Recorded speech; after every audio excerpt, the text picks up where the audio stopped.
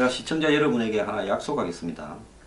앞으로요, 매일요, 바른정당과 자유한국당의 행태들을 제가 고발하고 이들이 정신 차리지 못하면 이들을 보수정당으로 간주하지 말고 버려야 된다라는 부분을 상기시켜 드리겠습니다. 저는 정말로 이 자들에게 분노하고 있습니다. 자, 저 어제 홍준표 대표 북한의 ICBM에 대해서 말하지 않고 사드나 더 나아가서 전작권 전환, 그리고 이 최근에 문샤인 정책이라는 문재인 정부의 북한의 운전석에 앉겠다, 그리고 평창올림픽 단일팀 하겠다라는 부분에 대해서 입도 한마디 선거 과정이나 직후에 열지 않고 있다고 지적을 한 바 있습니다. 바른정당의 이혜원 대표는 말은 했지만 그가 대선 일주일 뒤에 문재인 대통령을 찬양했던 가치가 지금 와서 보면 얼마나 우스운 꼴인가에 대해서 반성을 해야 된다고 이야기를 합니다. 저는 홍준표 대표가 자신의 입으로 이런 이야기를 할 때까지, 이혜훈이 과거 자기 발언에 대해서 사과할 때까지 이들을 매일 자근자근 좀 씹겠습니다. 자유한국당이 어제 북한의 ICBM 발사 성공 주장에 대해서 한미 동맹을 바탕으로 북도발에 강력 대응해야 된다, 국방부 관계자들이 맨날 하는 소리죠. 이번에도 보니까 무슨 시골 선생같이 생긴 사람이 나와가지고 국방부에서 하나만한 소리 하고 들어가더만요. 자, 그것도 수석 대변인 시켜가지고 중대한 위협이다, 그리고 ICBM 성공 전후에 대북 제재 방식과 태도는 달라져야 된다, 문 대통령이 운전석에 앉겠다 했는데 대화의 길로 들어가려고 하지만은 이 막힌 길에 대한 미련을 버려라, 이 이야기를 했습니다. 어제 어떤 분은요, 제가 이 유튜브에 홍준표 대표가 왜 입 다물고 있냐에 대해서 말한 직후에 홍준표 대표가 이야기하는 것처럼 글을 올렸대요. 댓글을요. 아무리 찾아도 그런 댓글 없으니까 홍 대표를 뭐 빨아주고 싶은지 지지하고 싶은지는 되게 자유인데 정확한 워딩을 이야기하길 바랍니다. 자, 홍준표 대표 기상천외한 소리를 했습니다. 문 대통령 해외 방문 기간 청와대 비판은 자제, 그게 예의다.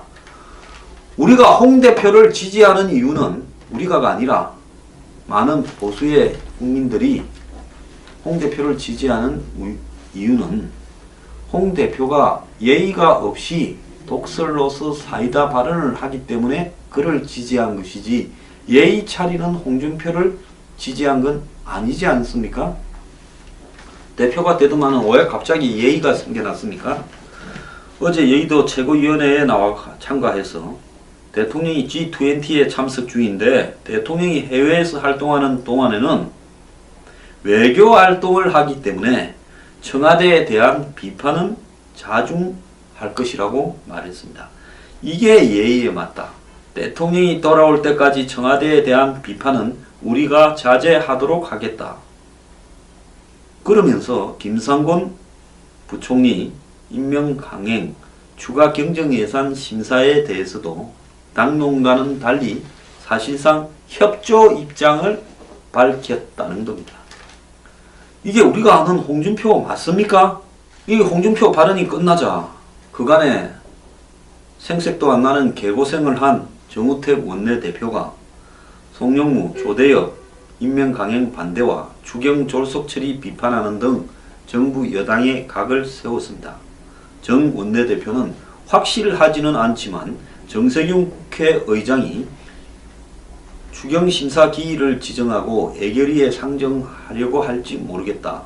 추경 졸속과 날치기 처리를 하는 나쁜 의도로 생각한다. 이런 전국 파행이 길어지는 것은 추경 인사에 대한 밀어붙이기 방향이라며 책임있는 정부 여당의 자세가 안 돼 이런 일이 벌어졌다. 그러면서 장관 임명과 관련해서도 송영무는 이 투기감시센터에 고액 자문료가 포괄적 뇌물 특가법상에 이렇게 고발이 됐고, 조대엽은 환노위 야 3당 간사가 청와대 임명 강행 시 검찰 고발한다고 했다. 두 사람의 임명 강행에 대해 있을 수 없는 일이라는 것을 말씀드린다. 그래서 홍준표는 예의를 갖춰서 해주자. 정우택 대표는 무슨 소리냐. 그래서 지금 기싸움이 벌어지고 있다고 이야기를 합니다. 자, 이런 와중에 문무일 추미애 홍준표 물고 물리는 순환이라는 그런 기사까지 나오고 있습니다. 4일날 더불어민주당을 방문한 홍준표 대표에 대해서 추미애 대표가 협치를 국민 앞에 약속한다는 의미에서 발장을 한번 끼실까요? 라고 이렇게 좀 적극적으로 하면서 옆에 바짝 붙어서 마치 부부처럼 연인처럼 발장을 끼니까 홍준표 대표는 대선 후보 때는 스트롱맨이 되겠다 하더니 CI 보이처럼 행동했다고 합니다.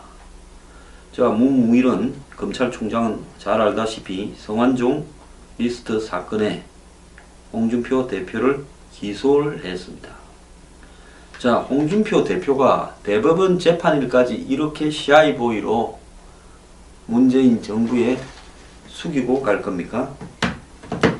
오늘 조선일보에는 강원택 서울대 정외과 교수가 보수 정치 살아날 수 있을까라고 칼럼을 썼는데요. 근데 보수 정치의 재건이 생각만큼 쉽지 않다. 보수는 지난 대선에서 폭삭 망했다. 폭망한 이유는 97년에도 지고 2002년에도 졌지만 2002년에는 이해창 혼자서 45%를 득표해서 매우 근소한 차이로 졌고 97년에는 이해창, 이인재 두 보수 후보를 합치면 50%를 훨씬 넘었다. 근데 이와 대조적으로 이번에는 유승민, 홍준표 둘 합쳐서 30% 얻었다. 이 비율은 87년 대선의 노태우 후보 혼자가 4당 체제에서도 36.6을 얻은 것보다도 낮다. 역사적으로 보수가 이렇게 유권자의 외면을 받은 것은 처음이다. 사정이 이런데도 보수는 심각성을 이해하지 못하고 있다. 노무현 정권 때처럼 시간이 가면 문재인 정부가 이런저런 실수를 할 테니 기다리면 권력이 다시 돌아올 거라고 기대감을 갖고 있는 것 같다. 이분 제가 평소 하던 이야기하고 똑같은 이야기를 하고 있습니다. 홍준표 대표가 경선 과정에서 문재인 정부를 두고 얼마 못 간다고 한 말이 그런 인식을 드러낸 것이다. 이런 안이한 생각으로 몰락한 보수 정치의 운명을 살리기 어렵다. 문재인은 노무현 2가 아니다. 문재인은 노무현 정권 내내 청와대에서 근무했다. 노무현 성공 실패를 바로 옆에서 지켜봤다. 이것은 어느 대통령도 갖지 못한 대통령 자리에 대한 귀중한 경험이다. 또한 그 주변의 참모들도 준비되지 못한 집권으로 들떴던 시기에 어린 386이 더 이상은 아니다. 더욱이 북한도 그동안에 많은 변화가 있었다. 3대 쇠섭 핵무장이 지금 되어가고 ICBM도 이렇게 성공해간다. 햇볕 정책처럼 민족주의를 앞세워 일방적으로 관계 개선을 추구하기 어렵게 됐다. 문 대통령이 미국 방문을 앞두고 사드 배치 등 외교적 논란이 일자 보수 진영에서 거부란 듯이 비난했지만은 어쨌든 겉으로는 무난하게 마무리했다. 장진호 기념비에서 추모하는 등 세심하게 감성 코드도 담았고 트럼프하고 회담에서도 밖으로 충돌이 이렇게 터져나온 것은 없도록 했다. 보수 정파가 기대했을 수 있는 미국과의 갈등이나 잡음이 생겨나지 않았다. 사실 미국 역시 작년 촛불 집회를 보면서 대규모 촛불 집회가 열렸던 2002년을 기억하기 때문에 함부로 이 한국과 트러블을 노골화시키지는 않으려고 할 거다. 시간이 흐르면 문재인 지지는 낮아지겠지만 그렇다고 해서 보수 정당이 지지를 더 받을 거라고는 기대할 수 없다. 지난 대선에서 보수 정치가 몰락했다고 하는 것은 단지 두 후보가 득표가 낮다라는 게 아니라 그동안 보수 정치를 이끌어온 정치적 타깃에 대한 평가가 달라졌다. 보수 정치의 정신적 기반은 지금까지 박정희 대통령이었다. 별로 가진 게 없던 시절 북한과 대립 속에 자유민주주의를 지켜내고 경제성장의 기적을 이룬 박정희 대통령이 보수의 상징이었다. 근데 이제는 너무 많은 시간이 흘렀고 오늘날 살아가는 젊은 세대가 부딪히는 문제는 그때와는 완전히 다른 현실적 문제들이다. 박정희 정권이 이룬 업적은 역사에서 평가받겠지만 그 시절의 성장주의, 관료주도, 반공주의, 재벌특혜 등의 개념이 이 시대의 문제를 풀어낼 수 있는 가치라고 보기는 어렵다. 전 중요한 부분이라고 보고요. 제가 평소 하던 이야기하고 똑같지 않습니까? 시대가 바뀌었으면 안보라는 문제 외에는 보수의 가치가 근본적으로 달라져야 된다. 그래서 재벌을 바라보는 시각도 보수가 바꿔야 된다는 겁니다. 작년 촛불 집회와 탄핵은 그런 시대적 변화를 우리 사회가 격하게 확인하도록 해줬다. 지난 대선의 보수 정치의 몰락은 일시적인 것이 아니다. 오늘날 보수 정치는 세대적으로는 고립됐고 나이 많은 사람에만 한정되고 지역적으로는 평중됐다. 영남에. 더욱이 외연 확장 가능성도 보이지 않는다. 절대 외연 확장이 안 되죠. 제가 지난번 대선 때 홍준표 후보 저 따위 주장만 하고 다니면 25% 절대로 넘지 못한다고 장담을 하지 않았습니까? 상대방이 잘하고 못하고의 문제가 아니라 보수 스스로 한계와 문제를 극복하려는 각고의 노력이 없다면 보수 위기는 길어질 거다. 보수 정치가 망했다고 하지만 자신의 존재 기반에 대한 위기에 대한 고민이 없다면 이게 바닥이 아니다. 제가 박근혜 대통령이 대통령을 하고 있을 때 지지율 30%가 무너질 거냐 해서 100% 무너진다. 그런데 30%만 무너지는 게 아니라 지하 1층에 가면 이게 끝이지 하지만은 지하 10층이 올 수 있다고 이야기를 했습니다. 보수정치 되살아날 수 있을까? 그 가능성이 보이지 않는다. 이렇게 끝냈는데요. 저는요, 보수? 이거는 보수가 아닙니다. 여러분들은요, 보수가 아니라 진작 사라져야 될 썩은 유령들을 보수라고 착각하고 보고 있습니다.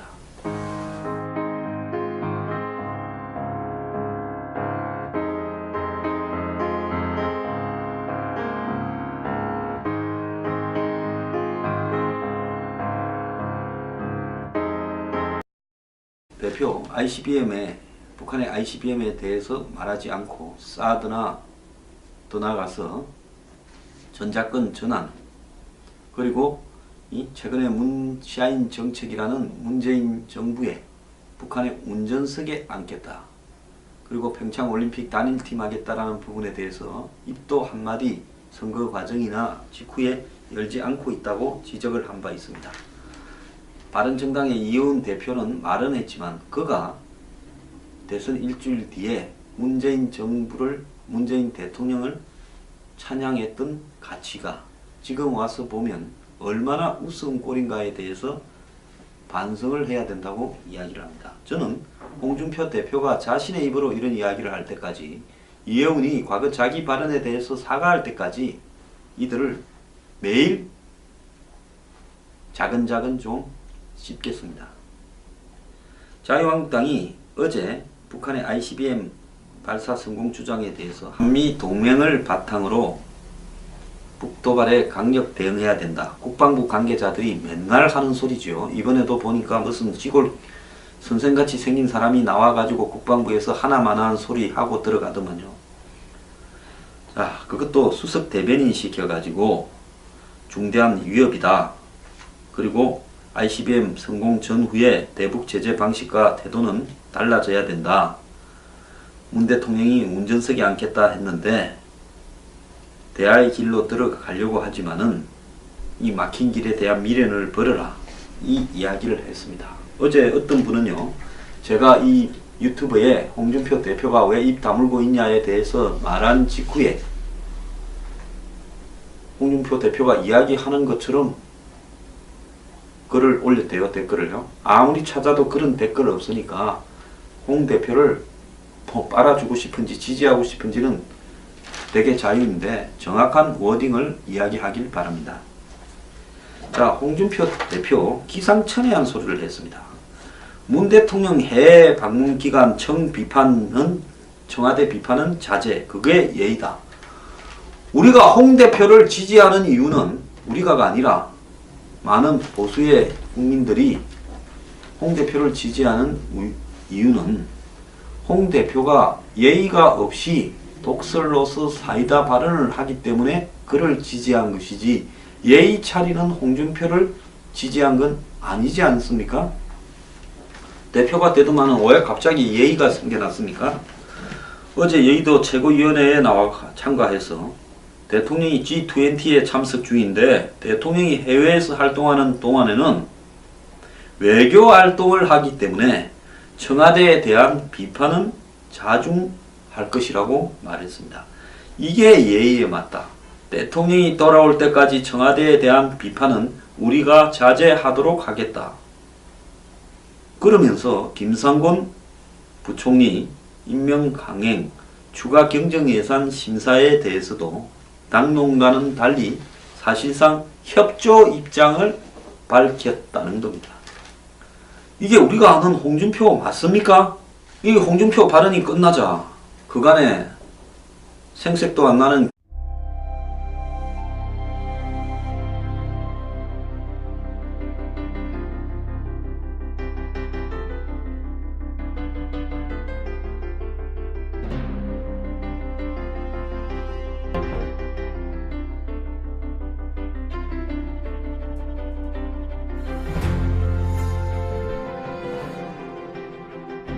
제가 시청자 여러분에게 하나 약속하겠습니다.